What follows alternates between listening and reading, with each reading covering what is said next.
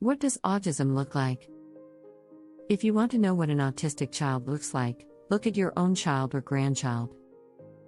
Look at the children who live next door to you and take a glimpse at every child you walk past on the street. These could very well be the faces of autism. There is no visible indication that a child is affected by this disturbing neurological disorder. Autism is the king of all tricksters. I know this to be true because whenever my husband and I take our son to the store or doctor's office, the looks of disgust we receive in response to his unruly behavior never let up. Unless we inform someone, and we always have to, no one has a clue that he is autistic.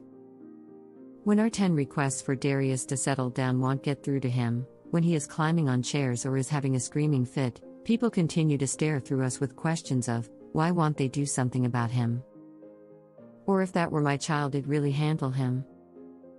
From time to time, I find myself getting upset about the glares from individuals who would never think autism is the culprit.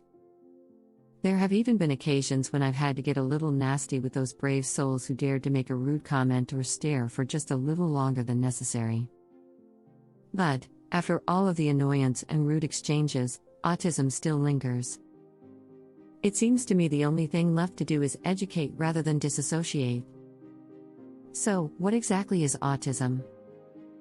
A lot of people I've crossed paths with have no clue as to what this disorder is and are quick to misconstrue the meaning of autistic with artistic. Autism doesn't have anything to do with the arts. Our children are extremely talented, but artistic and autistic are two different things. Autism, pronounced autism, is an illness that affects social and communication skills. Some autistic children have a hard time playing with others and making friends, and some can't talk. Many autistic children display behaviors that may include repetitively pouring liquids from cup to cup, spinning around and not getting dizzy, not wanting to be touched or hugged, lining up toys and screaming for hours.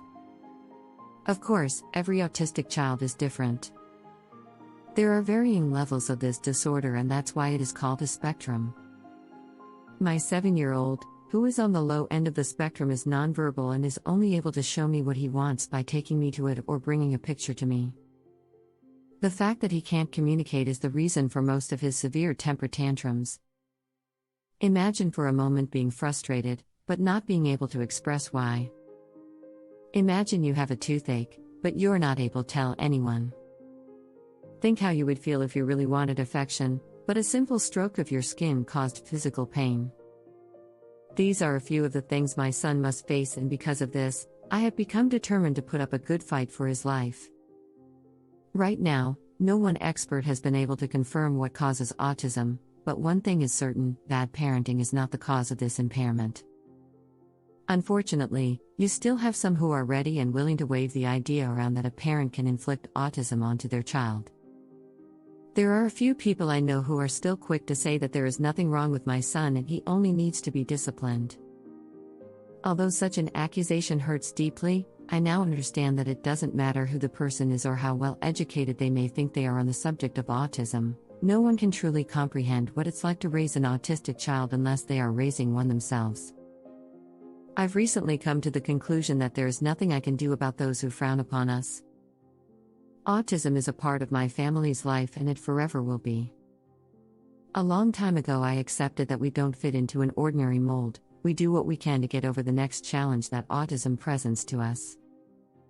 So far, my husband and I have laughed in autism's face while celebrating our 8-year-old's honor roll status and our 7-year-old finally waving hello and goodbye. We've shown and proved that autism will not come in between our dreams of normalcy and happiness.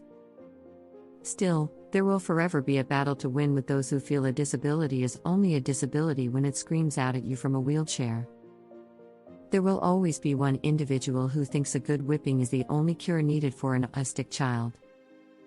Sadly, for the millions of parents who know better, we can only continue to do what we do best: love and support our children. Nobody else will. We are the keepers of disappointment when we find that medical insurance does not cover highly expensive and much-needed behavior therapy.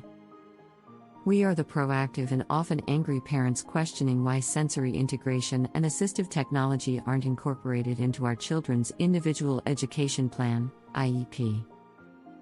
And some of those children are the ones you see in the grocery store shrieking at the top of their lungs or darting off nonstop at a moment's notice. So please, don't be quick to judge the parents. Looks are very deceiving. Take into account that it may not just be bad behavior, it may be autism.